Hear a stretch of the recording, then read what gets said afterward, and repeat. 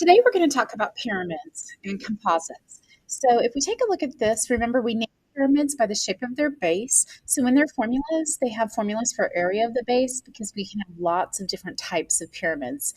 We can use our formula card to look at all the different two-dimensional shapes at the top that could be the base of our pyramid, and we could get their area formulas there. So that's volume is 1/3 area of the base times height. That should look familiar when we had a cone, which we said was a pyramid with a circular base. When it comes to a point at the top, it was also 1/3. So 1/3 area of the base times height. Lateral area, just the sides, is 1/2 of L. And this L here is our slant height.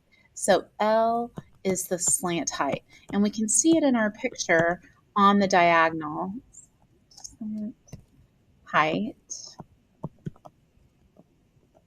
We see it right there. It's the height that comes down the slanted face. See it there. It's our slant height. And so it is height, which is always perpendicular to the base, so it does meet to form a right angle there. And then times P, remember P is perimeter of the base. We saw that in our earlier formulas. P equals perimeter of the base, which means you just add up the sides of the bases, perimeter of the base. Perimeter of the base. Okay, so let's take a look. Capital B stands for area of the base. L stands for slant height. The slant height is the height of the slanted face. Just putting that in words.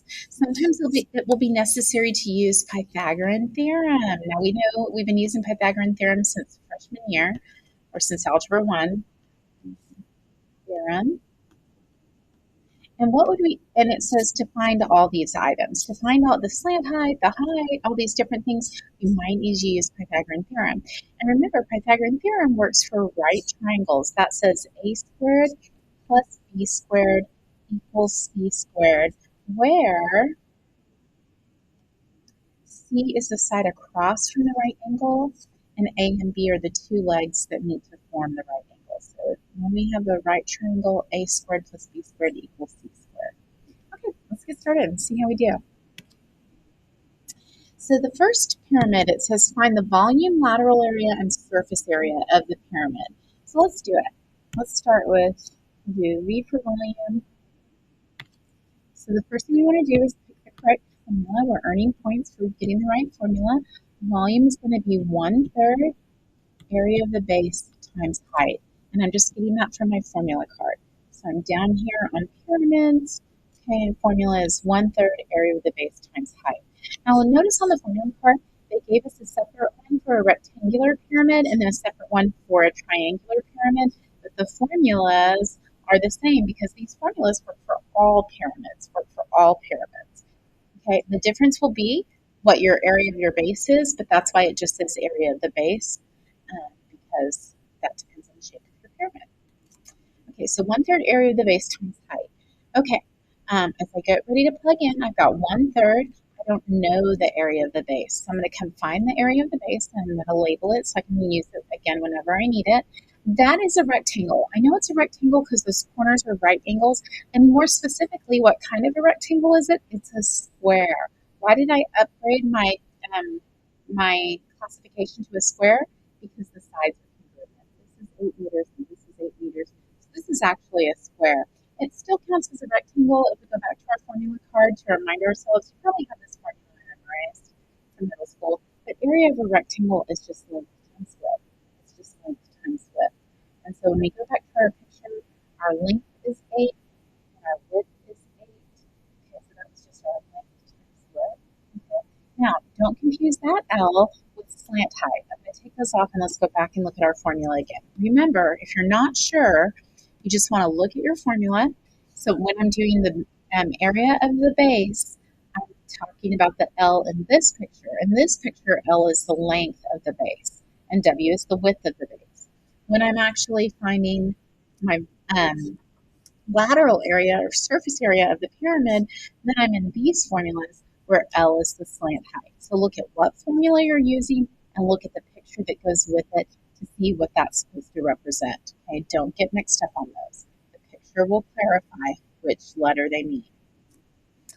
Okay, so 8 times 8 is 64, and that would be meters squared because that's the area of the base. So we'll plug it in as 64.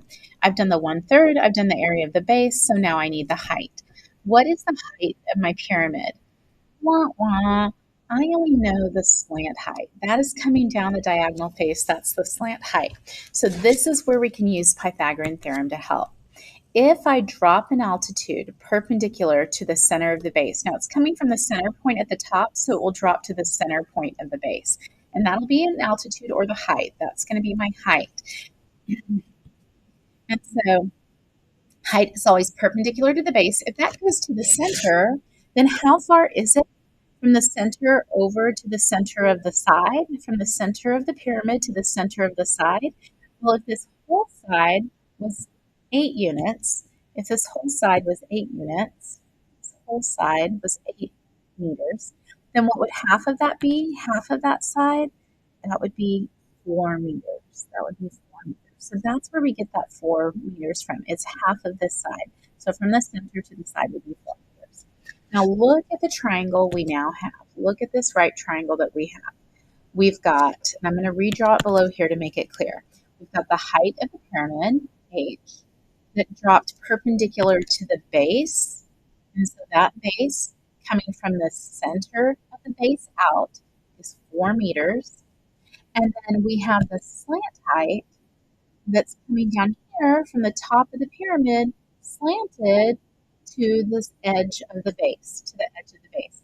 And that we know is our slant height, and that's 11.7 meters. Okay, so remember, if we know two sides of a right triangle, we can find a third side with Pythagorean theorem. Pythagorean theorem says a squared plus b squared equals c squared, where c is always the hypotenuse across from the right angle. So if I plug into that formula, that's going to give me, now a and b can be either one. I'm going to go ahead and put h squared out first, plus 4 squared equals 11.7 squared. All right, now I need to use my algebra skills to solve this. I'm going to get rid of the plus 4 squared by subtracting 4 squared. You don't have to square it first. We can subtract it as 4 squared.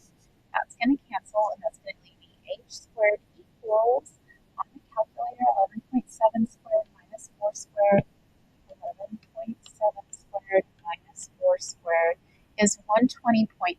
That'll run to 120.9. So that's 120.9. We undo a square with a square root. So when I take the square root of both sides, something super important happens. We pick up the plus or minus option. In geometry, we never want the negative option, so we'll throw that out. The square root undoes the square, and I get that the height of the pyramid is, let's go to our handy-dandy calculators, the square root of 120.1. It rounds to 11. That 9 after that is going to make that round up to a 10, which makes this round to 11. So that's going to be 11. So the height of my pyramid is 11 units. Okay, that was a lot of work for our height, but as I find these things, I have them labeled. So when I need the height, in case I need it again, I can come back and find it. So the height is 11. Now I'm ready to get my first answer, and that's to the volume of the pyramid. So the volume is going to equal, let's go back to our calculators. We're doing 1/3, so I'm going to do 1 divided by 3, scroll out of the fraction, times, we said area of the base was 64, and we just found our height to be 11. And so that rounds to 234.7. So that's going to round to approximately, because we've got our round off error now. I'll clean that up for you. Remember, the approximate sign means we've introduced round off error. It's no longer exact. It's approximately 234.7. Now, what kind of meters? I see that it's meters. What kind of meters do we have for volume? Volume is meters cubed. So we answered our first question. Okay, so we found the volume. They would like us to find the lateral area. So let's go do that. The lateral area, I need to pick the formula first. So looking at my formula chart, the lateral area of a pyramid is 1/2 slant height times perimeter of the base. So that's 1/2 slant height times perimeter of the base. All right, so if I go to plug in, I've got 1/2 I know my slant height that was given to me here. It's 11.7, the slant height coming down the slanted face of the pyramid. Now the P stands for perimeter of the base, and I have not found it. So I'm going to come find it, and I'm going to label it P for perimeter. Remember, if this is a rectangular base, it has all the properties of a parallelogram, and so opposite sides are congruent. So this side's also 8, and this side is also 8. So all four sides are 8, so the perimeter is just 8 plus 8 plus 8 plus 8, or if you prefer, that's the same as 4 times 8. Either way, it adds up to 32. So my perimeter of the base is 32. So I'm going to plug that into my formula, 32. And if you put that in your calculator, you get that the lateral area is approximately 187.2. 187.2. What kind of meters for area? Area is always square meters. So lateral area is 187.2 meters squared. Last one for this one, they want to know the total surface area. So the total surface area, we need to go find our formula. On my formula chart, total surface area is 1/2 slant height times perimeter. Remember, this still includes the lateral, so it's all of the lateral, but it's going to add the area of the base. So that's why those formulas look so similar. Okay, so let's go write that. That's 1/2 slant height times perimeter of the base, plus we have to add the area of the base to those sides. Okay, we already said we've got 1/2 our slant height. We said on our last part of the problem was 11.7. Perimeter of the base we just found, and I kept it labeled so I could find it again. Perimeter is 32. So 32 plus area of the base we also found, and we labeled it so we can find it. Capital B is area of the base, and that's 64. So plus 64. Put that in your calculator, you'll get that the surface area is approximately 251.2. 251.2. What kind of meters is surface area?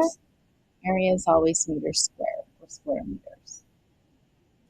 Right, so we can find whatever they want. We might have to use Pythagorean theorem to help us find the missing side. We might even have to draw it in ourselves, but totally doable, totally doable.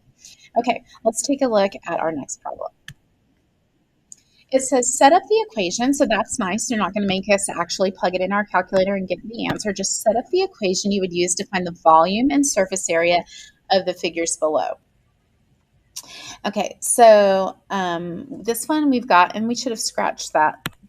We're just going to do volume of this one, and we've got a different problem here for the next one.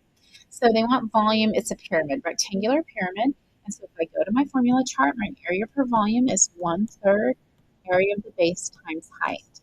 Okay, we don't know the area of the base, but it's a rectangle, so area of the base is always length times width. Now remember, this is length times width, not slant height here. Okay, we want to be careful on that. So this is the length of the base and then the width of the base. I'm going to keep those letters off so that doesn't confuse you, but remember what that is, where that's coming from. So the length we said is 23 and the width is 9. So 23 times 9 gives me area of the base. My area of the base is going to be 23 times 9 is 207. So when I want the volume, we're writing our formula here, not finding it. It's 1/3. Area of the base is 207 times our height of the pyramid. This is our regular height right here. It's not coming down the slanted face. It's from the center of point at top straight to the center of the base on bottom. So that's the regular height. It's 5.7.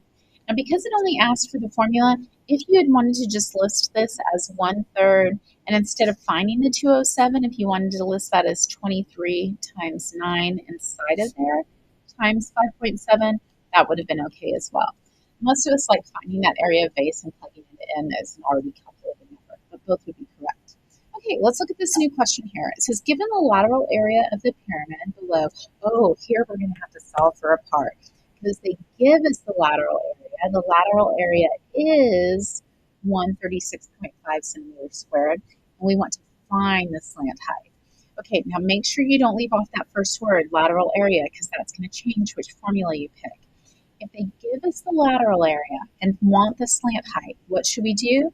Well, they gave us something that we have a formula for, so we're going to set it equal to its formula. So let's go look. What is the formula for lateral area of a pyramid? Lateral area is 1/2 the slant height times the perimeter of the base. 1/2 the slant height times the perimeter of the base.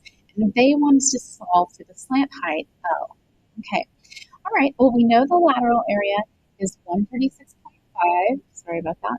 We know the lateral area is 136.5, and that equals 1/2. We don't know the slant height. That's what we're solving for, but we need to add the perimeter, multiply it by the perimeter of the base. So let's go find that. Oh, very nice. My base is a triangle, and what kind of a triangle is it? All three sides are marked congruent. That's an equilateral triangle. That means all three sides are 7. So perimeter of the base is just going to be 7 plus 7 plus 7. Perimeter just adds the 3 sides, or if you wanted to call that 3 times 7, that's the same. So the perimeter of the base is 21. So I'm going to plug that in as 21. Okay, now here we actually are solving for the slant height. So we're not just writing the formula, we actually have to solve it. So let's do a little bit of algebra here. Remember we said terms are separated by addition and subtraction signs? There are no addition and subtraction signs on this side. This is all one term. So if that's all bumped up next to each other, that means it's multiplied together. So how do we undo multiplication? With division. And so we're going to divide both sides of the equation by whatever L is multiplied by. So L is multiplied by a 1/2, so I'm going to divide by a 1/2. It's multiplied by 21, so I'm going to divide by 21. So both sides we're going to divide by a 1/2, and we're going to divide by 21. When I do that, 1/2 over 1/2 cancels, 21 over 21 cancels, and that leaves me L, or my slant height. Let me see if I can squeeze this in over here. L, my slant height, and I'm going to just put it down on the bar for our answer, because that's what we're looking for. So my slant height is going to equal, and I need to put this whole side in the calculator. Put this whole side in the calculator. So 136.5 divided by a 1/2 times 21. So 136.5 divided by a 1/2. Now I can put a 1/2 in there if I want, and scroll out of that fraction times, was it 21? Let's check. 21, that's right. 1/2 times 21. Now, you might not want to put a 1/2 in the denominator, and you don't have to. What's the other way we could put that in? 136.5 divided by 1/2 is the same as 0.5 times 21. Both ways are correct, so both get us the same correct answer, and we get a nice, pretty answer. The slant height L is equal to 13. So